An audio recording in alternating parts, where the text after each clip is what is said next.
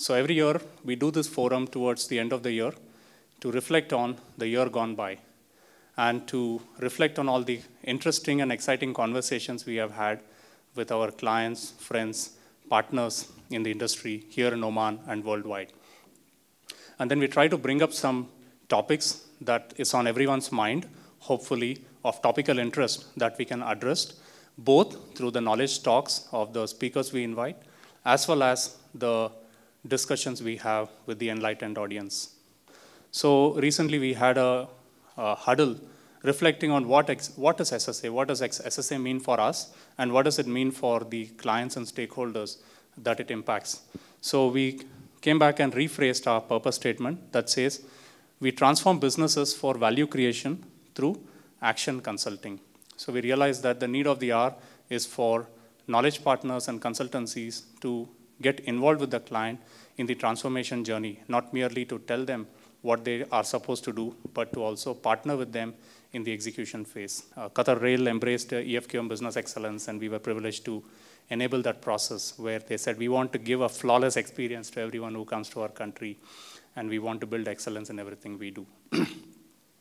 So NC Narayanan, we are honored and privileged to have our founder and chairman with us, and he will speak a few words to set the tone in a bit.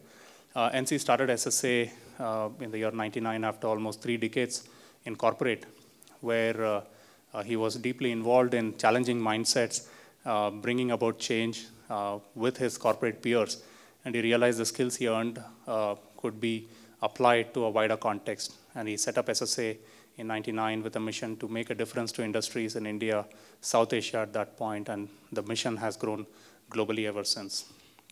NC has authored a number of books, and very recently he welcomed me to co-author, an honor for me, a book with him on profit leadership, which very soon will go to print. And all of you who are here, I promise my colleague to make sure you all get the first copy of it when it goes to print in a month's time from now. So kindly leave your names and make sure that our colleagues have you. I'll put up the code at the end so that the books reach you. And we are blessed with a number of talent that are driving the firm across the multiple entities we run across technology, our global entities, and here in Oman. So now coming to why this conference. So we reflected on what is the true north objective that industries are pursuing. So in that, I'm painting it with a broad brush.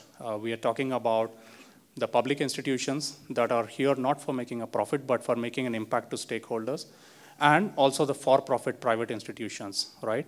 So if I were to generalize what they're looking for, that touches upon recognizing and prioritizing change and ensuring that the well-being of the stakeholders is taken care while they grow sustainably, right? It's hard to disagree with that statement, but what are we doing in that is what is the million-dollar question, right? So why this forum again? So we have several geopolitical and global dynamics. So today the world is changing at a breakneck speed, perhaps way beyond what even the current generation has seen in our growing up years, right? So profit erosion is a real threat.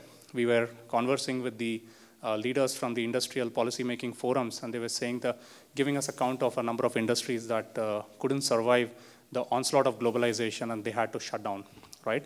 And that number is growing at a breakneck speed, not just in the country, but also globally.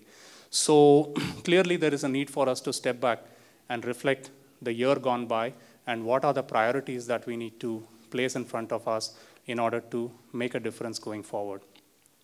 So when we look at things with the lens of private sector, we talk about profit erosion or profit leaks.